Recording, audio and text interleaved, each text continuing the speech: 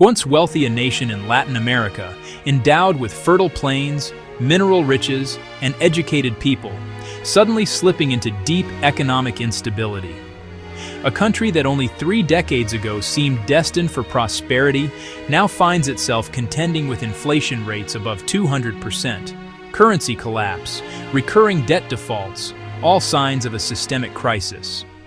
That country is Argentina. In today's video, we unpack why Argentina's economic crisis is still getting worse, even as reformers promise change and markets dare hope. We'll explore the historical roots, the structural weaknesses, the recent shocks and policy decisions, and what lies ahead. And yes, I'll ask you, the viewer, some questions at the end to spark discussion. Are things turning around, or is the crisis simply evolving into a new form? To answer that, we need to look both backward and forward.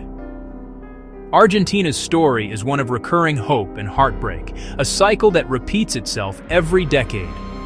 Its economy has collapsed so many times that people have lost faith in stability itself. The roots of this problem go deep, reaching back to the mid-20th century, when populist governments began using short-term spending to buy political support. Argentina's leaders promised prosperity, but paid for it by printing money. For decades, that pattern never really changed. By the 1980s, the country was already drowning in hyperinflation. The government would try to stabilize the economy by freezing prices, fixing the exchange rate, or taking loans from abroad, only for the whole structure to crumble again. Every few years, the same headlines returned. Peso devalued. IMF bailout. Debt default. This endless repetition created something far more dangerous than inflation. It destroyed trust. Fast forward to today.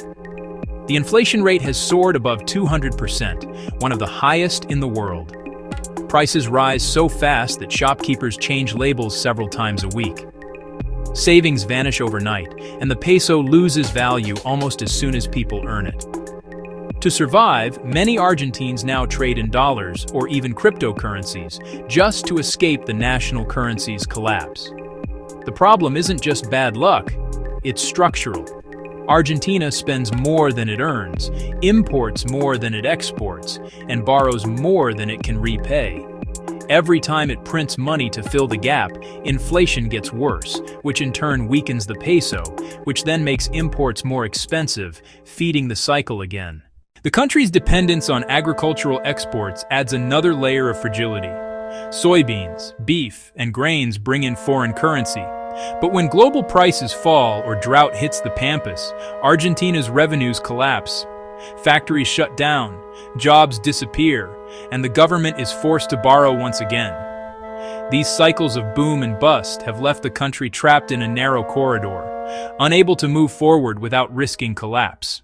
Now, the election of President Javier Milei in late 2023 brought a new wave of promises: shock therapy, dollarization, deep cuts to public spending. For a while, optimism surged. Milei slashed subsidies, floated the exchange rate, and promised to end decades of fiscal irresponsibility. Inflation, which had peaked at over 200%, began to show signs of slowing. International markets cautiously reopened their doors. On paper, it seemed like the worst was over. But for ordinary Argentines, life has only grown harder. The price of public transport, electricity, and food has exploded. The removal of subsidies has hit low-income families like a hammer. Wages haven't kept up, unemployment has risen, and poverty now affects more than 40% of the population. Factories that can't afford imported parts are shutting down. In cities like Córdoba and Rosario, protests have erupted again, with people demanding relief from an austerity they no longer understand. This is the paradox of Argentina's recovery. It is a cure that feels like another disease.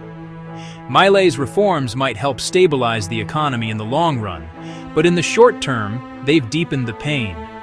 That's why many Argentines say the crisis isn't ending, it's simply changing shape.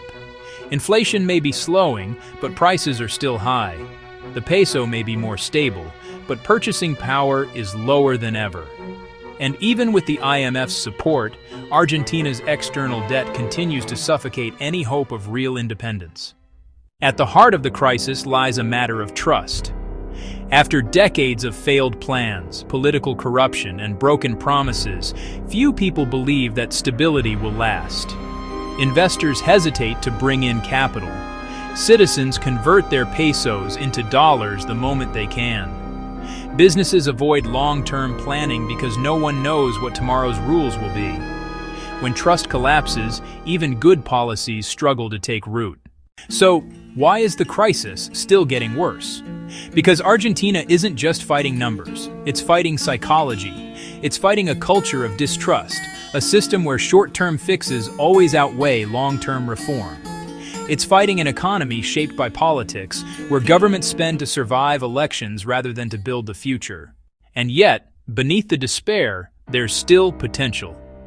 Argentina has resources most nations dream of: lithium reserves in the northwest, fertile farmland, educated youth, and immense energy potential.